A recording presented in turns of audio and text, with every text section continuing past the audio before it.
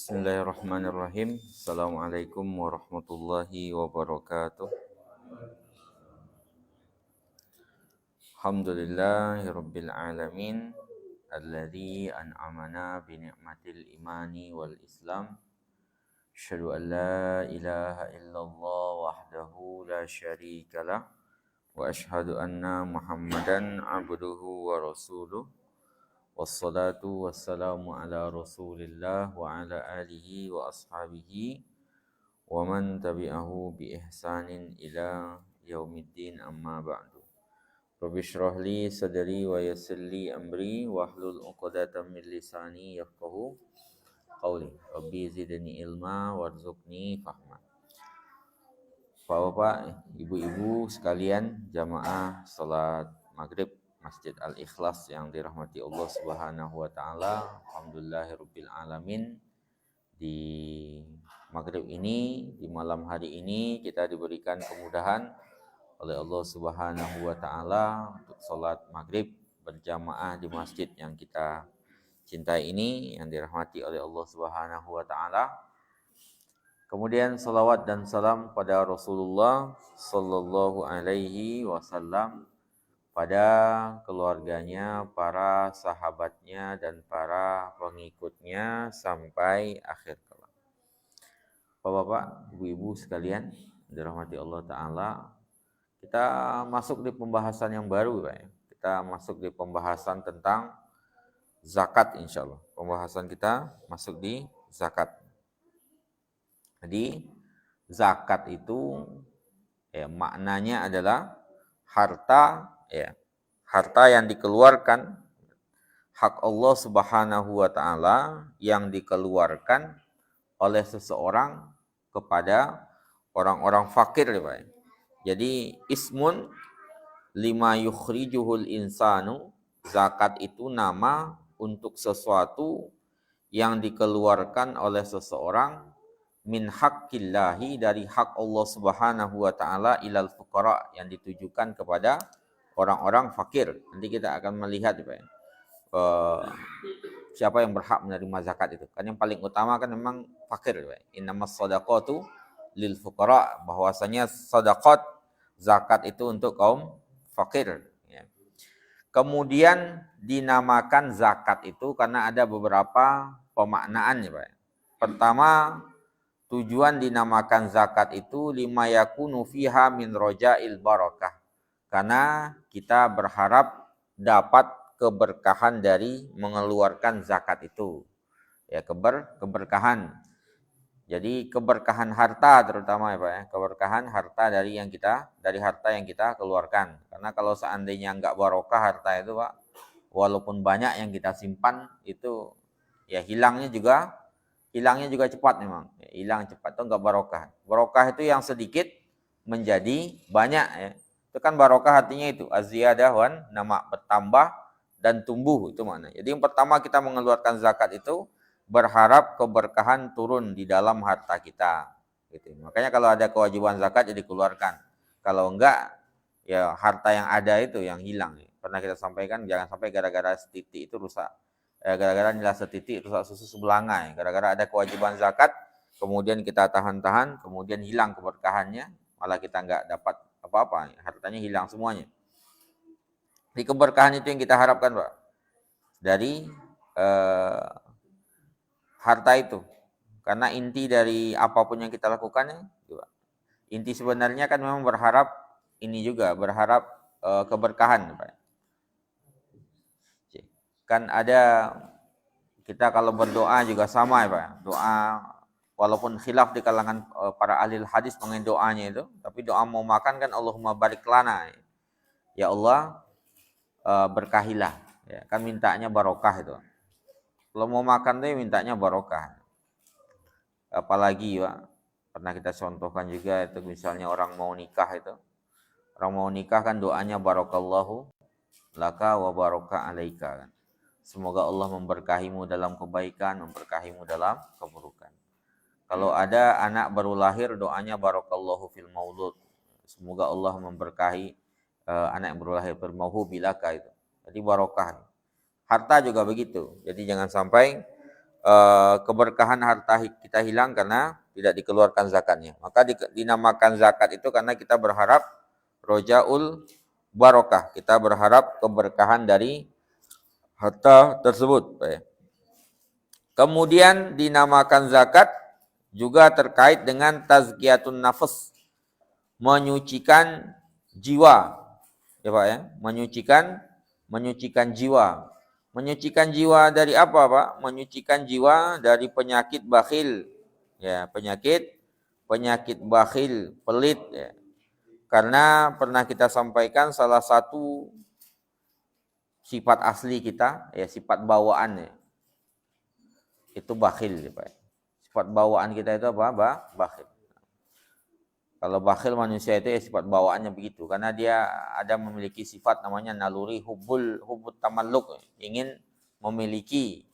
Makanya sodakoh itu ya ujian kan gitu.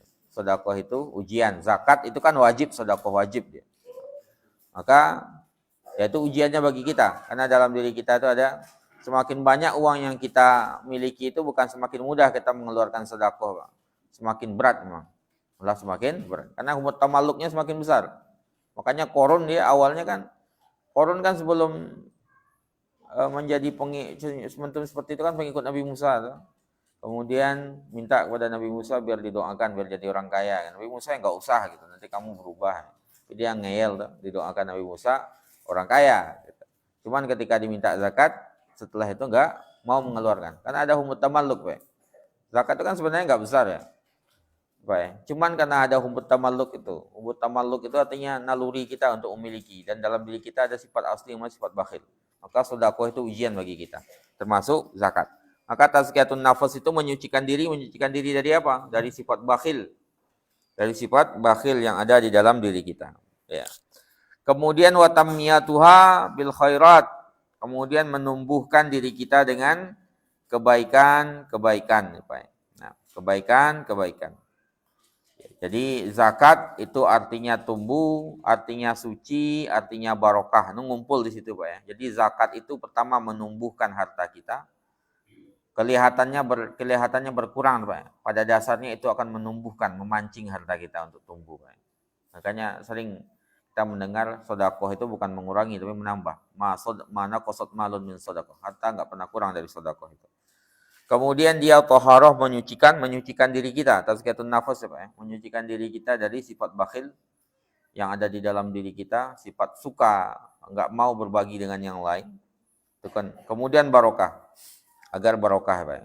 Barokah itu kan yang sedikit menjadi cukup, yang banyak semakin banyak gitu. Tapi kalau enggak ada barokah Pak sebanyak apapun enggak cukup gitu. Itu barokah itu. Nah, itu barokah begitu. Hilang aja habis enggak jelas gitu. Allah Subhanahu wa taala berfirman, "Khuz min amwalihim shadaqatan", ambil dari harta mereka sedekah. Sedekah di sini artinya zakat ya, Pak. Sedekah itu dua, Pak, bentuknya. Ada sedekah yang wajibah, sedekah wajib yaitu zakat yang kita kenal, yang wajib untuk dikeluarkan sedekahnya. Ada yang sifatnya sedekah yang tatawuan ya atau mutatawwi'ah. Sedekah yang sunnah, yang biasa kita lakukan itu. Kita nggak ada kewajiban, kita mau berbagi kayak misalnya ada yang berbagi makanan seperti ini. Ini kan termasuk sedekah itu.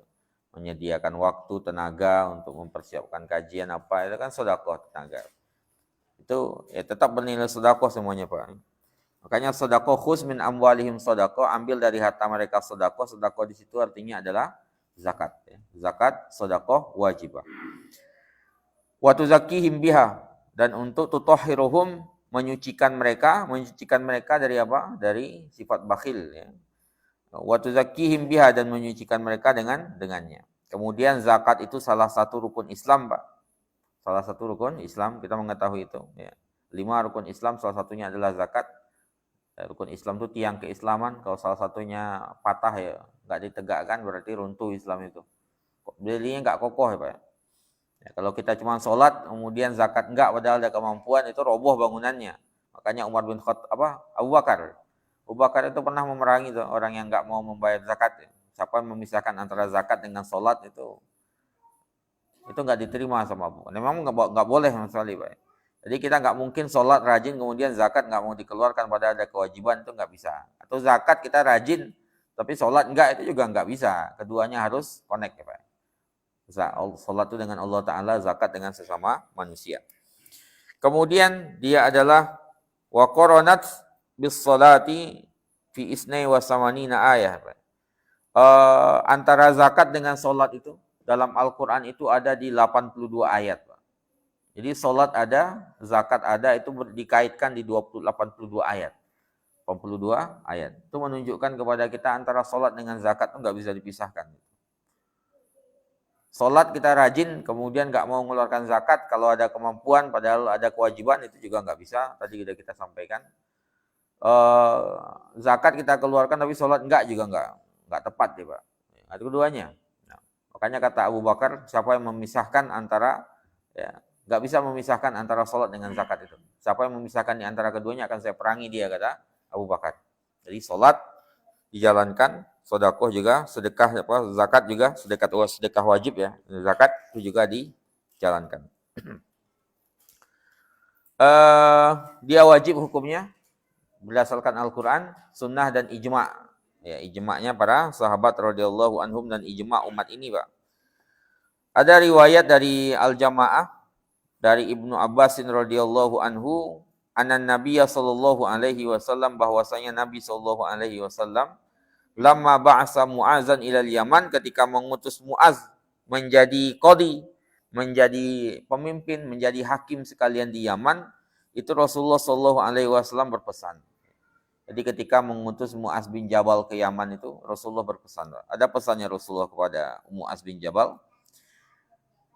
Umur Mu'az ketika itu baru sekitar 25 ya, masih muda sebenarnya. Masih muda ketika diutus menjadi hakim dan qadi ke Yaman itu. Anak muda diutus sama Rasulullah. Ternyata anak muda yang bersama Rasulullah itu. Innaka ta'ti qauman ahla kitabin. Ya. Wahai Mu'az, engkau akan mendatangi kaum ahli kitab. Ya. Fad'uhum ila syahadati alla ilaha illallah wa anni rasulullah. Hal pertama yang kamu lakukan adalah menyeru mereka untuk bersyahadat bahwasanya tidak ada ilah kecuali Allah. Pertama itu dulu Pak, karena itu syarat keislaman itu. Syahadatain itu syarat keislaman. Jadi mengucap dahulu, mengucapnya 2 kalimat syahadat, asyhadu alla ilaha illallah wa anna muhammadar rasulullah. Ya. Itu dulu tuh. Itu kewajiban pertama yang harus kita lakukan. Karena itu kuncinya di situ. Jadi kalau seorang zakat kalau nggak bersyahadat kan percuma. Sama misalnya kayak ada orang zakat politik Pak. Atau korban politik lah, gitu ya. Dia katanya mau zakat, ya. Zakat dari penghasilan saya, tapi dia non Muslim misalnya, ya tetap saja nggak diterima ya Pak. Karena syaratnya apa? Syarat pertama itu ada di syahadatain. Tapi boleh nggak ngambil hartanya itu ya nggak ada masalah juga. Tapi dia bagi dia nggak terhitung sebagai zakat karena dia nggak ini ya. Dia mau menyumbang ke masjid kan nggak ada masalah juga sebenarnya. Asalkan dia nggak bertujuan untuk menguasai masjid, itu yang nggak boleh diwanti-wanti oleh para ulama. Kalau cuma sekedar ngasih bantuan ke masjid, nggak ada. Yang penting dia nggak intervensi di masjid, nggak ada masalah. Kalau intervensi baru menjadi masjid diror dia. Masjid diror ya, masjid bermudarat itu yang pernah dihancurkan oleh Rasulullah itu Pak. Yang berniat memecah kaum muslimin dengan politik dan sejenisnya, itu ya nggak boleh. Tapi kalau seandainya nggak ada masalah sama sekali. Tidak ada masalah sama sekali. Ya. Ya, kalau ada non muslim mau nyumbang ke masjid enggak ada masalah, asalkan dia enggak intervensi. Intervensi itu artinya saya bangunkan masjid, saya ngatur gitu ya. Nah itu ya enggak. Tapi kalau seandainya masih takmir yang ngatur, enggak ada intervensi siapapun, kemaslahatan kaum muslimin, ya enggak ada masalah. Para ulama tidak mempermasalahkan itu, kecuali berniat mereka memecah, itu baru enggak boleh. Nah yang pertama dilakukan itu Pak. Jadi kalau ketika Rasulullah mengutus Mu'az bin Yaman ke Yaman, Mu'az bin Jabal ke Yaman ya, diperintahkan pertama kali syahadat dulu. Seru ahlul kitab itu untuk bersyahadat bahwasanya tidak ada ilah kecuali Allah, bahwasanya Muhammad Rasulullah. Fa inhum ata'u lidzalika, kalau mereka sudah mentaatimu, fa'alimhum, beritahu mereka annallaha qad iftarada alaihim khamsa salawatin fi kulli yaumin wa lailatin. Mereka diwajibkan salat 5 waktu sehari semalam. Yang kedua itu. Jadi kalau seseorang sudah bersyahadat, kewajiban keduanya salat, Pak. Makanya kalau kita lihat orang bersyahadat ya. Misalnya dia sebelum Jumatan bersyahadat, berarti dia ikut Jumatan berarti. Gitu ya. Dia wajib ikut Jumatan kalau laki-laki ya. Atau misalnya sebelum asar, kemudian selesai bersyahadat dia azan berkumandang, berarti dia ikut wajib sholat. Nah, kalau nggak tahu bacaannya ikut mengikut imam saja. Kalau nggak tahu Al-Fatihah kan minimalis bacanya dia sebuah zikir ya. Sebagian ulama mengatakan zikirnya subhanallahi walhamdulillahi wala ilaha illallah wallahu akbar. Tapi rata-rata mu'allaf itu sebelum masuk Islam sudah mempelajari Islam, Pak. Minimal Al-Fatihah mereka sudah bisa biasanya. Tapi kalau enggak, bisa dengan zikir. Zikir subhanallah. Itu subhanallahi walhamdulillahi wala ilaha illallah wallahu akbar. Kan itu zikir terbaik itu. Zikir terbaik itu Quran. Setelah Quran itu ya, setelah itu ya salah satunya adalah subhanallahi walhamdulillahi wala ilaha illallah wallahu akbar. Salat. Kemudian yang berikutnya fa'inhum ata'u laka ata'u lidzalika, kalau mereka sudah mengikuti engkau, kata Rasulullah, fa'alimhum, kabarkan kepada mereka annallaha, bahwasanya Allah iftaradhu alaihim, mewajibkan dari mereka sedekatan fi amwalim, mewajibkan sedekah. Sedekah di sini zakat, Pak. Karena yang wajib sedekah, yang wajib itu ya zakat. Kalau enggak wajib namanya sedekah sunnah biasa. Jadi kalau sudah sholat ada kewajiban di harta sekarang. Ini bukan karena alasan politik ya Pak ya. Ketika Rasulullah meninggal itu pada nggak mau bayar zakat itu alasannya itu. Alasannya kan saya bayar zakat itu kayak upeti bagi mereka itu. Bayar ke Rasulullah. Rasulullah sudah meninggal nggak perlu bayar upeti lagi gitu. Kata Abu Bakar itu bukan upeti. Itu kewajiban syariat. Kewajiban syariat. Sehingga siapa yang nggak mau bayar zakat, walaupun dahulu dia bayarkan cuma seekor domba kecil, kata Rasul, kata Abu Bakar, saya perangi dia gitu. Perangi sama Abu Bakar itu. Makanya kata ada seorang sejarawan itu Muhammad Hussein Haikal ya, kalau seandainya Abu Bakar ketika itu nggak memerangi orang-orang murtadin itu, orang-orang murtad yang nggak mau membayar zakat, mungkin Islam nggak sampai ke kita. Ya, karena udah selesai Islam di sana itu. Makanya salah satu jasa Abu Bakar itu ya memerangi orang-orang murtad. Kan murtad banyak ketika itu, Pak. Jadi kabilah-kabilah sekitar Arab itu pada murtad. Kenapa? Karena mereka menganggap ketutungan mereka itu masuk Islam politik gitu.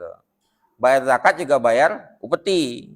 Sehingga Rasulullah meninggal nggak perlu bayar upeti lagi. Kata Abu Bakar nggak begitu, itu kewajiban agama, sehingga diperangi sama Abu Bakar. Sebagian pasukan kan ketika itu berangkat ke Mu'tah ya, berangkat berperang dengan Romawi ketika itu. Ya, berperang dengan Romawi ketika itu. Sehingga pasukan yang tinggal di Madinah itu yang tua-tua aja Pak. Tapi pasukan tua-tua itulah yang melawan murtadin itu. Ya, kalau orang-orang murtad semuanya berhasil mereka tumpas itu. Yang tua-tua itu, yang sepuh-sepuh ya. Yang muda-muda semuanya berangkat perang melawan ini Romawi ketika itu. Itu Pak yang terjadi ketika itu. Nah, jadi ada kewajiban harta. Dalam harta tu'khazu min aghniyaihim, diambil dari orang kaya di antara mereka, wa turaddu ila fuqaraihim, dan dikembalikan, dikasihkan kepada orang-orang fakir. Jadi orang kaya, jadi jangan sampai mereka menyangka harta mereka itu pure, murni milik mereka. Enggak, ada kewajiban zakat di situ. Kewajiban zakat itu sebenarnya enggak seberapa Pak, tapi kalau seandainya dimanfaatkan dengan baik-baik itu sebenarnya bisa makmur semuanya. Pernah kita sampaikan kisahnya Umar bin Abdul Aziz Pak. Umar bin Abdul Aziz itu memimpin cuman 2,5 tahun itu Pak. 2,5 tahun itu dalam pemerintahan dia tuh nggak ada lagi yang berhak menerima zakat itu. Fakir miskinnya udah habis ya. Kan pertama kali kan fakir miskin dulu tuh. Innamas shadaqat lil fuqara. Zakat itu untuk fakir miskin. Itu fakir miskin udah selesai. Mereka sudah masuk di bagian yang berhak menerima tuh orang-orang berhutang sekarang. Orang berhutang dan mereka tuh kaya-kaya. Makanya ketika dikirimin perintah sama Umar bin Abdul Aziz kepada gubernur-gubernurnya itu gubernurnya ngelapor Pak. Itu yang kaya-kaya itu, yang berhutang itu orang kaya-kaya semua, punya pembantu di rumahnya, punya kuda-kuda untuk berperang. Kata Umar bin Abdul Aziz ya bayarkan hutang-hutang mereka itu dengan harta zakat itu, karena nggak ada lagi Pak ketika itu. Fakir miskinnya sudah selesai. Fakir miskin sudah selesai. Itu kalau harta zakat itu benar-benar orang kaya kaum muslimin itu kan banyak sebenarnya Pak. Cuman kan kesadaran zakat, kesadaran berislam itu nggak masuk ketika itu. Sekarang itu kan banyak orang-orang kaya itu. Orang muslim yang bermiliaran, triliunan duit itu banyak sebenarnya Pak. Di Indonesia kan banyak, rata-rata muslim semua itu. Gitu ya. Makanya kalau seandainya dimanfaatkan zakat itu dengan baik, itu nggak ada lagi itu yang kaum muslimin yang terlantar, yang sampai merubah agamanya gara-gara kemiskinan, gitu. Makanya kata Ali itu kadal fakru an yakuna fukran itu, kufran ya. Kefakiran itu sebab kekufuran sebenarnya. Karena antara fakir, kufur, jahil itu berdekatan Pak ya. Fakir, kekufuran, kejahilan itu berdekatan semua itu, Pak. Berdekatan. Ya. Kenapa seseorang misalnya fakir, ya bisa banyak faktor gitu ya. Ya intinya sebenarnya pemerintah itu bertugas untuk situ. Termasuk dalam pemerintahan Islam begitu. Yang berhasil itu salah satunya zakat tuh Umar bin Abdul Aziz itu, Pak. Umar bin Abdul Aziz nggak ada dalam pemerintahan Islam tuh yang miskin ketika itu. Semuanya dapat itu. Nah, tadi kita fakir miskin udah nggak ada. Yang dibayarkan sekarang hutang-hutang. Hutang-hutang orang kaya semua juga. Orang-orang kaya punya pembantu di rumahnya, punya kuda. Itu menunjukkan zakat itu kalau dikelola dengan baik itu, ya, ini dia bisa. Cuman kan kadang-kadang di tengah umat Islam itu ya mentalnya mental terjajah ya, Pak ya. Jadi apa namanya? Ya, karakter korupnya masih banyak gitu. Korup. Semuanya gulul ya. Nah, gulul tuh ngambil tanpa hak gitu. Itu yang nauzubillah min. Ya. Tugas zakat itu sama kayak petugas bank, ada gajinya juga sebenarnya, Pak. Cuman yang benar-benar amil ya. Bukan amil dadakan, tapi amil beneran. Nah, itu yang terjadi, Pak. Jadi diambil sedekah, diambil dari orang kaya mereka, dikembalikan kepada orang-orang fakir di antara mereka. Fa inhum ata'u lidzalika, kalau mereka sudah mentaatimu, fa iyyaka wa qaraima amwalihim. Ya, hati-hati kalau engkau dengan sisa harta mereka ya. Harta-harta mulia mereka. Jadi kalau sudah bayar zakat nggak boleh ada pungutan lain, Pak, ketika itu. Ya. Pungutan-pungutan liar itu nggak berlaku di dalam pemerintahan Islam, nggak boleh, itu dianggap sebagai gulul atau kezaliman lah, zulmun. Ya. Kezaliman salah satu dosa besar ya. Dosa besar ke-20 itu kan zalim, mengambil harta orang. Imam Zahabi itu dosa kedua besar ke-20 zalim, memakan harta orang lain secara batil, itu termasuk salah satunya pungutan liar itu. Ya. Jadi kalau sudah dibayar, dia sudah membayar zakat, berarti sudah tuntas dia. Nah, tidak dipungut lagi dengan pungutan-pungutan liar, ya, yang tidak ada ketentuannya, Pak ya. Kecuali ada ketentuannya sebagai bentuk kemaslahatan, salah satunya pajak. Ya. Pajak itu ada khilaf di kalangan para ulama sebenarnya. Tapi pendapat yang kayak Imam Ibn Taimiyah, Imam Syatibi itu membolehkan asalkan maslahatnya balik ke rakyat. Sebenarnya maslahatnya memang harus dibalikkan ke rakyat. Cuman kan oknumnya banyak juga, itu masalahnya juga lagi, Pak ya. Nah, oknum itu sebenarnya masalahnya di oknumnya, bukan di teori sistemnya sebenarnya, tapi di oknum-oknumnya. Warisan Belanda misalnya, warisan korup gitu ya. Nah, itu susahnya di situ juga. Jadi kayak gitu, Pak. Jadi iya kata Rasulullah wa qaraima amwalihim. Hati-hatilah dengan harta sisa mereka, jangan diambil pungutan lagi setelah zakat, karena zakat itu sudah cukup sebenarnya. Wattaqi da'watal mazlum, hati-hatilah engkau dengan doa orang yang terzolimi. Orang yang terzolimi itu maksudnya apa, Pak? Orang yang terzolimi itu hartanya diambil tanpa hak. Ya. Yang terzolimi di sini apa? Yang dia sudah bayar zakat kemudian masih diminta pungutan liar lainnya gitu. Pungutan liar lainnya. Maka kata Rasulullah kepada Muaz, hati-hati. Ya. Jangan hati-hati dengan doa orang yang terzolimi yang hartanya engkau ambil tanpa hak. Fa innahu laisa bainaha wa bainallahi hijabun, ya, karena enggak ada hijab antara dirinya dengan Allah Taala, ya. Karena langsung kalau doa makbul, Pak ya. Kalau masalah terzolimi itu enggak muslim ya, Pak. Non muslim itu kan doanya enggak makbul sebenarnya. Non muslim itu doanya tertolak, Pak, karena dia bukan muslim. Cuman ketika mereka terzolimi, doanya naik ke langit gitu. Itu kan bukan karena Allah mencintai kekufuran, tapi karena Allah membenci kezalimannya. Ya. Kezaliman itu nggak boleh ada dalam sistem pemerintahan Islam, Pak. Ya, sistem pemerintahan Islam. Jadi orang zalim, orang non Muslim itu doanya nggak diterima karena dia nggak Muslim, dia nggak bertauhid di situ. Cuman ketika mereka terzalimi, Allah membuka pintu langit itu. Ya. Bukan karena Allah mencintai kekufuran, tapi karena Allah membenci kezaliman. Itu kata para ulama begitu. Ya, jadi kita kezaliman itu bukan berarti kita Muslim terus boleh menzalimi orang non Muslim, enggak. Kan berarti begitu ya, Pak. Sesama manusia itu nggak berlaku kezaliman. Apalagi dia seorang muslim. Tambah nggak boleh lagi. Non-muslim saya makbul doanya, apalagi muslim. Tambahlah, Pak. Tambah makbul doanya. Apalagi kalau orang lemah lagi. Orang lebih lemah, dhaif gitu, Pak. Itu lebih termakbul lagi. Makanya kita perlu berhati-hati dengan itu. Itu hadis pertama, Pak, terkait dengan kewajiban zakat ya. Ketika Rasulullah mengutus Muaz bin Jabal ke Yaman. Hadis lainnya diriwayatkan oleh At-Tabrani dalam Al-Awsat dan As-Saghir Dari Ali radhiyallahu anhu, Nabi sallallahu alaihi wasallam mengatakan, innallaha, sesungguhnya Allah, faradha ala aghniya'il muslimin, mewajibkan kepada orang-orang kaya kaum muslimin, ya, fi amwalihim, dari harta mereka, dalam harta mereka, biqadril ladzi, dengan kadar yasa'u fuqara'ahum, dengan kadar yang akan mencukupi orang-orang fakir di antara mereka. Ya. Untuk makan dan minumnya, Pak ya. No. Walai yajhal al-fuqara'a, ya, idza ja'u au arau illa ma yasna'u aghniyahum, dan tidaklah orang-orang fakir merasakan kesulitan, merasakan kesusahan jika mereka lapar atau tidak berpakaian, kecuali karena apa yang dilakukan oleh orang-orang kaya mereka. Dalam dunia Islam tuh, dalam Islam sejak itu kan gitu memang, Pak. Tidaklah orang-orang fakir itu kesulitan kecuali akibat apa yang dilakukan oleh orang-orang kaya mereka. Kayak kita di dunia Islam ini misalnya, tadi kita contohkan di zaman Umar bin Abdul Aziz itu. Ketika itu dijalankan dengan benar-benar, nggak ada yang fakir satupun. Ketika terjadinya orang-orang, ada orang miskin di jalanan, nggak makan di dunia Islam, Pak, di negeri kaum muslimin itu gara-gara orang kaya mereka nggak mau bagi duitnya itu, nggak mau mengeluarkan zakat. Itu kata Rasulullah SAW.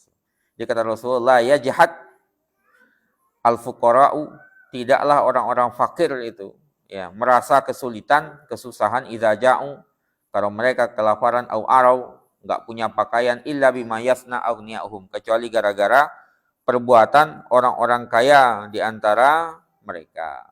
Baik. Kemudian diwanti-wanti orang kaya. Nah, ada kewajibannya. Harta itu bukan harta mereka saja, tapi ujiannya di situ, Pak. Kita tadi menyebutkan dalam diri manusia itu sifat bakhil, sifat bawaan, Pak. Semua kita tuh punya sifat itu.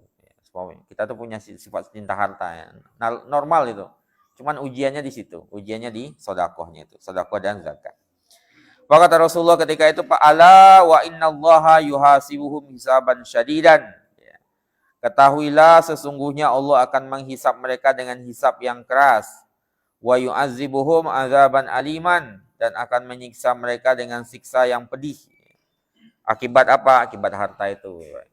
Jadi masing-masing kita ini memang ada, kalau kita diberikan kelebihan harta ada tanggung jawabnya, Pak ya. Kalau kita diberikan kekurangan harta itu ujian bagi kita. Ada kelebihan lainnya gitu ya. Semua orang punya kelebihan. Jadi, kelebihan tapi ada pertanggungjawabannya. Gitu. Semuanya akan dipertanggungjawabkan kelebihan kita itu. Kelebihan harta, kelebihan kesehatan, kelebihan usia. Allah berikan usia yang panjang. Itu semuanya akan dipertanggungjawabkan, termasuk harta di situ. Tabrani mengatakan hadis ini sabit, ya. Tafarrada, hadis ini diriwayatkan oleh satu orang saja, Sabit bin Muhammad Az-Zahid. Kemudian dikatakan oleh Al-Hafiz Ibnu Hajar, dia orang yang siqah. Kemudian diriwayatkan juga oleh Bukhari dan selainnya. Sedang pada riwayat lainnya tidak ada masalah sama sekali. Nah, pada awalnya, Pak, zakat itu diwajibkan di Mekah, cuman nggak ada ketentuan sekian persen itu. 2,5% gitu ya. Itu enggak ada kewajiban. Penting zakat aja, semampunya berapa. Awalnya begitu, Pak. Awalnya begitu. Lam yuhaddid fi hal mal allazi tajibu fi, bahkan enggak ada ketentuan harta apa saja yang diwajibkan.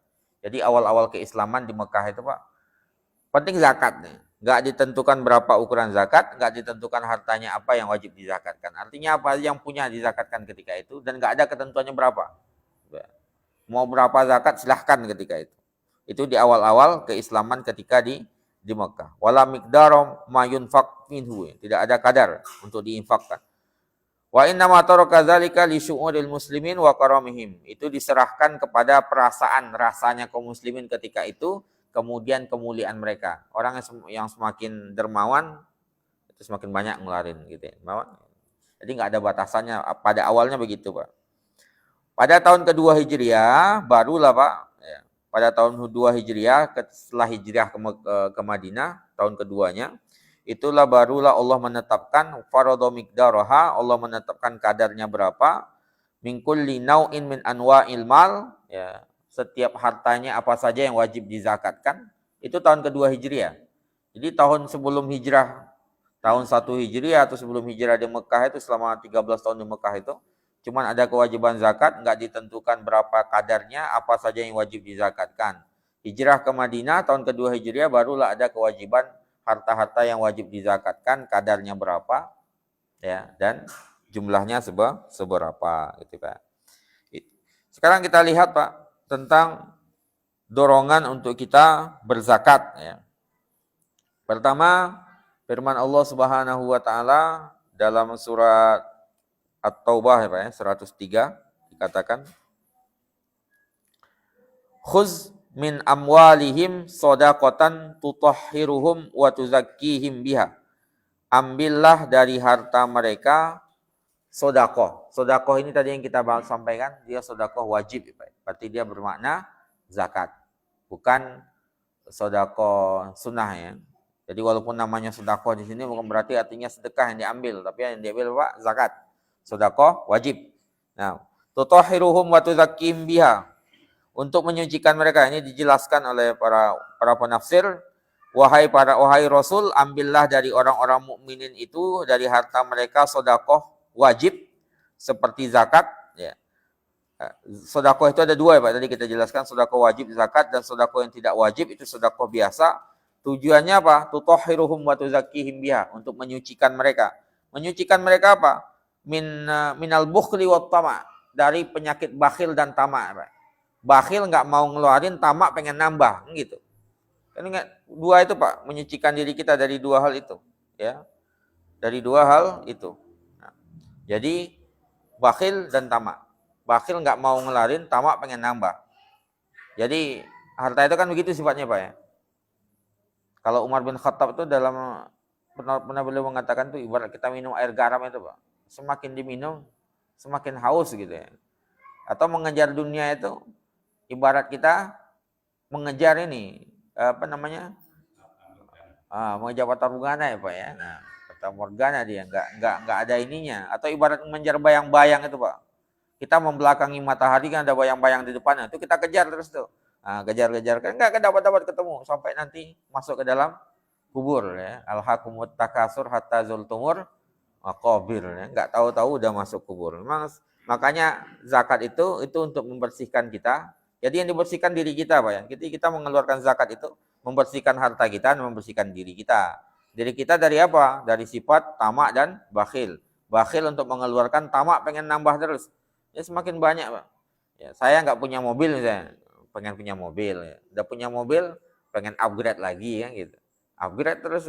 Nah, dulu saya nggak punya apa-apa misalnya, nanti kalau saya punya motor itu saya insya Allah akan cukup lah gitu ya.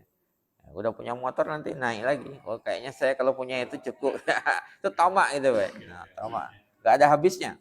Ya, gak ada habisnya terus Pak. Dunia itu memang gitu. Jadi untuk membersihkan kita dari sifat tersebut. Kemudian waddana'a wal qasawa 'alal fuqara. Kemudian untuk membersihkan kita Pak dari sifat suka menghina, merendahkan orang-orang fakir. Ya, penyakit juga itu memang penyakit ketika kita merasa di atas Pak, itu merendahkan yang di bawah itu udah jelas itu. Karena kita merasa tinggi. Nah, itu ujiannya di situ juga. Kita ya orang-orang tertentu yang kuat imannya Pak, saya juga mungkin begitu ya gitu ya. Kita ketika melihat orang yang di bawah kita kan kita merasa wah gitu ya, merasa di atas. Ya. Padahal bisa jadi dia lebih baik daripada kita kan kita nggak tahu gitu ya. Cuman untuk itu juga untuk membersihkan kita dari sifat-sifat seperti itu agar kita juga merasakan apa yang mereka rasakan. Kemudian menumbuhkan harta itu Pak. Menumbuhkan hartanya dengan apa? Dengan keberkahan tadi kita bilang. Jadi harta itu barokah. Barokah itu nambah terus Pak. Barokah itu kan dua maknanya Pak. Pertama barokahnya dengan pertambahan hissi ya. Pertambahan hissi itu artinya hartanya nambah beneran gitu. Di hartanya misalnya harta kita 500 jadi sejuta, 2 juta kayak gitu tuh namanya hissiyah. Atau bisa jadi maknawiyah. Maknawiyah itu artinya uang yang aslinya kalau gaji saya UMR lah Pak ya. Atau di bawah UMR gitu. Cuman misalnya anak saya sekolah semua, kuliah semua, ada kuliah di kedokteran atau apa kan yang mahal-mahal itu. Itu bisa jadi begitu Pak, gitu ya. Itu namanya barokah. Barokah. Kadang-kadang kan kita digoda oleh setan itu kan jangan mengeluarin, mendingan ditabung nambah banyak gitu. Padahal bisa jadi kalau hilang barokahnya bukan nambah banyak dia. Habis gak jelas Pak. Karena asyaitonu ya'idukumul faqara. Ya. setan itu menakut-nakuti kalian dengan kefakiran. Kita mau ngeluarin, waduh kayaknya, nah itu deh. Ngeluarin kayaknya ini untuk beli untuk apa kayaknya. Nah, gitu. Makanya kalau ada kebaikan itu kan memang disuruh segera. Kalau nggak segera nanti setannya tambah banyak, Pak.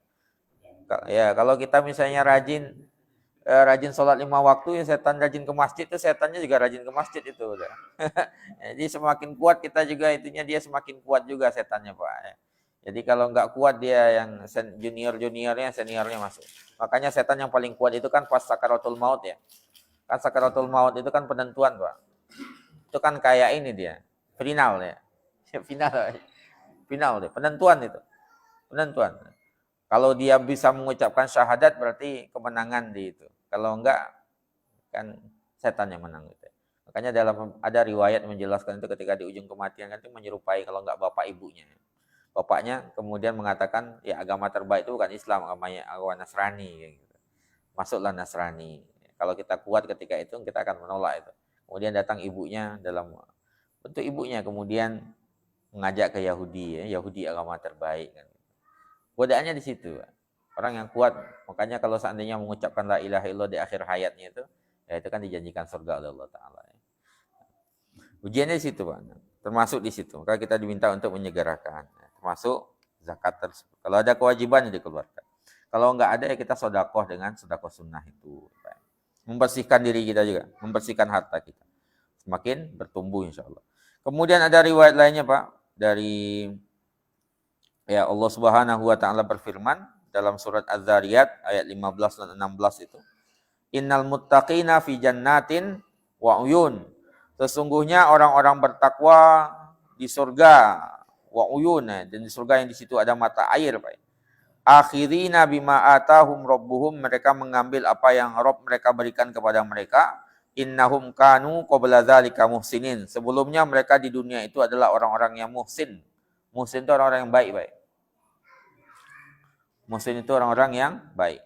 Yang baik itu apa, Pak? Di sini dijelaskan kanu qalilan minal laili ma yahjaun. Orang yang ihsan itu yang sedikit tidur di malam hari. Ya kanu qalilan minal laili ma yahjaun. Orang-orang yang sedikit tidur di malam hari, wabil asharihum yastaghfirun, dan di malam hari di waktu sahur mereka beristighfar. Wa fi amwalihim haqqun, dan di dalam harta mereka ada hak orang lain. Lis-sa'ili wal mahrum. Sa'il itu yang minta-minta. Dia memang fakir, minta-minta, Pak.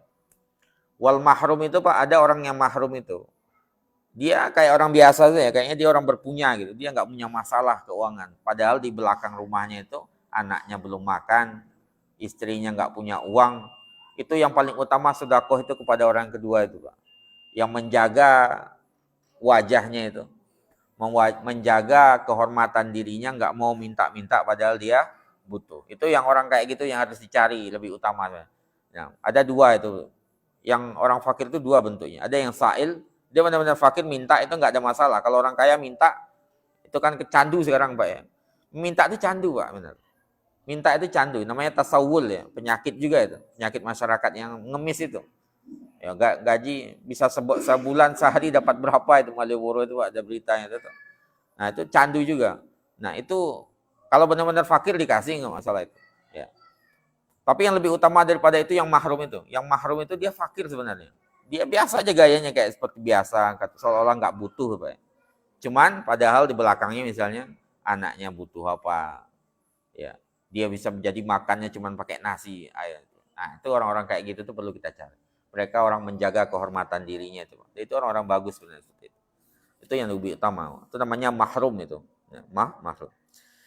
Kita cukupkan demikian, Pak. Kita lanjutkan lagi di pertemuan selanjutnya insyaallah. Kita tutup dengan doa kafaratul majelis, masih pengantar ya, Pak. Subhanakallahumma wa bihamdika asyhadu an la ilaha illa anta astaghfiruka wa atubu ilaik. Assalamualaikum warahmatullahi wabarakatuh.